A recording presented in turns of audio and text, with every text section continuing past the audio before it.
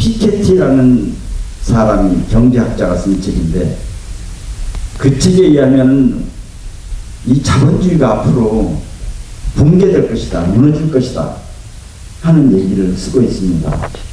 왜냐하면 20년 전보다는 10년 전이 일자리는 더 없어지고 10년 전보다는 5년 전이 빈부격차는 더 벌어지고 또 일자리는 더 없어지고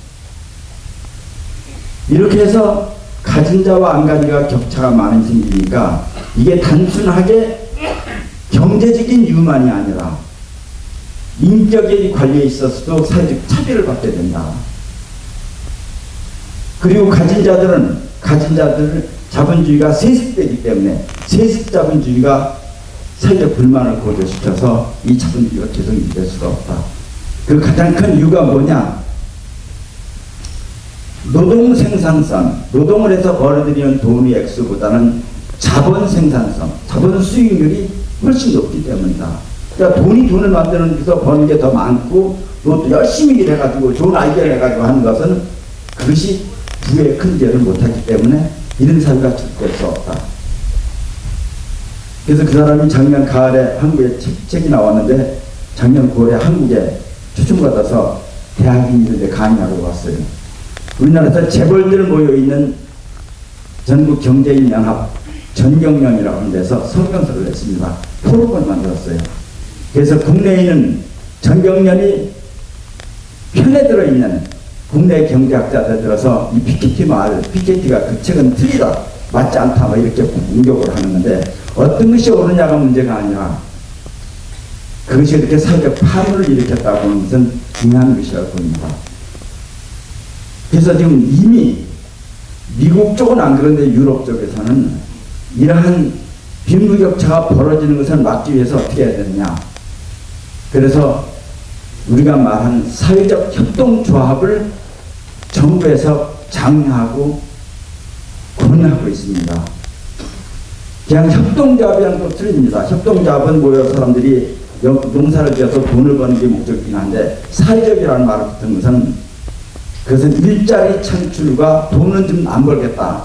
일자리를 많이 만들겠다.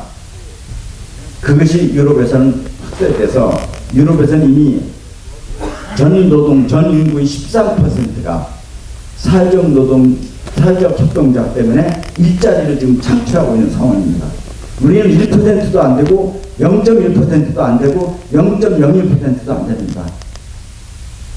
우리는 그래서 3년 전에 그에 관한 법을 만들었는데 아직 그것이 사회에 알려지지도 않고 활성화가 안 됐습니다.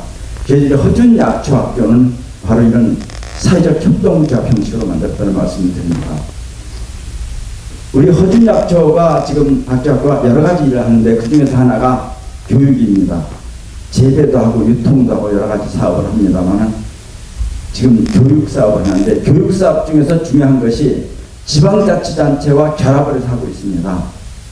그래서 금년부터 이미 수도권에 서울 종로구, 이웃에 있는 관악구, 또 뭐 강서구, 강동구, 수원시, 또 부천시, 부평시, 부평구 뭐 이런데 한 25개 지자체가 지금 3월 달부터 또 일부는 4월에 개강하는 날짜를 허준약초학교에 학교를 개설하고 있습니다. 근데 학교는 4개월 코스입니다.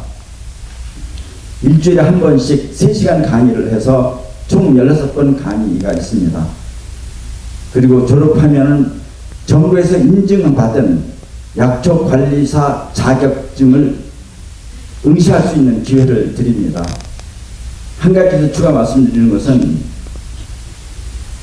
여러분들이 언젠가, 지금은 아니래도 요즘 고령화 시대가 되니까 젊은 사람들도 노후에는 한번 지방에 가서 귀농귀촌을 해서 살고 싶다, 고향에 가서 살고 싶다 이런 분들이 있습니다. 그러면 귀농귀촌에 대한 정부의 지원이 있습니다.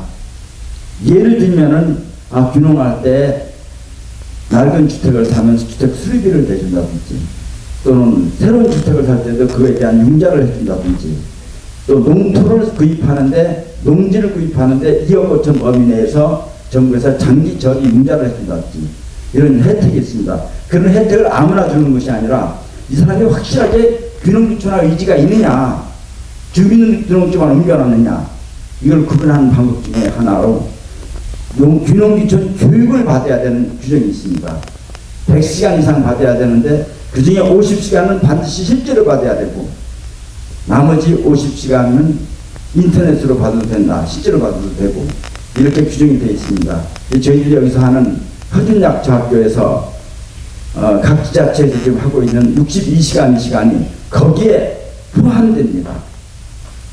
그러니까 참고로 저희들이 지금 다른 쪽에서 다 하는데 저희들이 과천이 다른 지자체보다 인구도 좀 적고 인구도 몇만 안 되고 다른 데는 몇십만 안 되는데 이건 몇만밖에 안 되고 그래서 이 약초학교를 개설하는 문제를 가지고 좀 시장님이랑 고민을 여러 가지 하다가 우선은 약초학교에 대해서 관심이 얼마나 있는가, 시민들의 반응도 한번 챙길 겸 이 기회를 만들었습니다.